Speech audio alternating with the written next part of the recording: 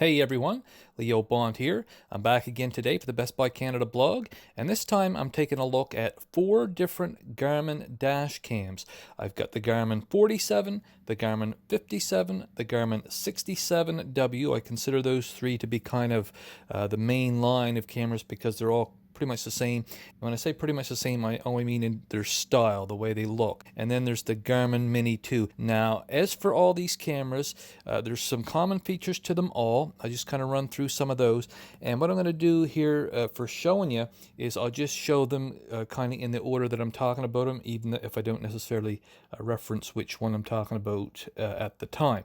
So all of these cameras have HD video recording.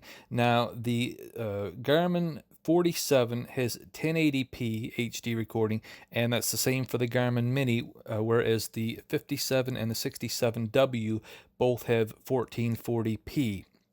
All of the cameras also have something called Garmin Clarity HDR optics, and I guess that combines with the resolution to kind of make things even more clear and look nice and whatnot. Now the 3 that I'm calling the mainline ones, they all have an LCD display, and the first 2, the 47 and the 57, each have a 140-degree field of view, whereas the Garmin 67W differentiates itself by having a 180-degree field of view. They all have Wi-Fi connectivity and also Bluetooth, and that's how it connects. They connect to the Garmin Drive app. Now, they have continuous recording. There's an online storage vault for your clips, which is handy if you want to save something and then look back at it later on. There's live view monitoring, so that's through the Garmin Drive app that I just mentioned. That's one of the reasons why it's a very handy, nice app.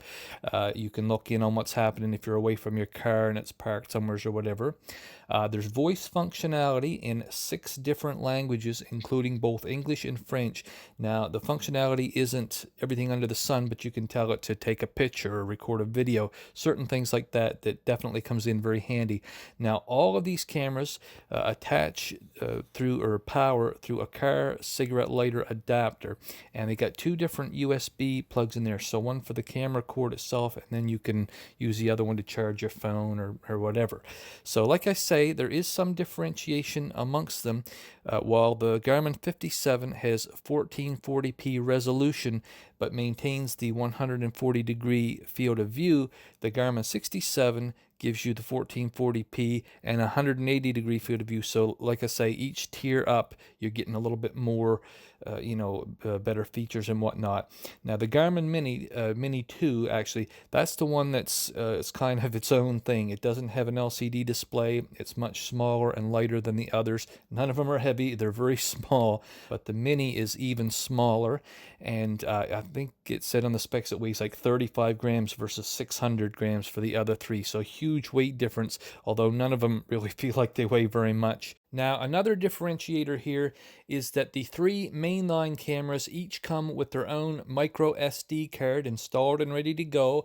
The Mini does not. Now, what was impressive to me about the ones that do is that that's a 16 gigabyte micro SD card, so it's going to hold plenty of video and photos, so that's a very nice little add-on there. But with the Mini, like I say, you will have to supply your own micro SD card.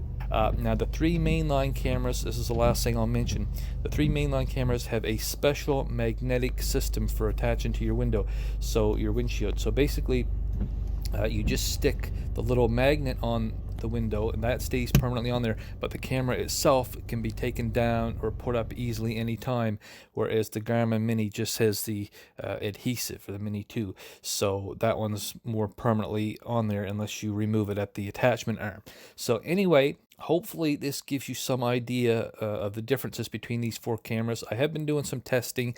Definitely read the full review so that I can tell you a little bit about what it was like to use them. I didn't use them all in the car, but I've, handled them and plugged them in, this sort of thing. Now for the Garmin 67W, I do have another separate video for that. That's the one that I really put to the good tests. Definitely want to go into some more detail on that, so you can watch that. It's all right there in the written review. It's all embedded, so you can just easily check that out. And that's all for this video number 1. Stick around for video number 2. Thanks for watching.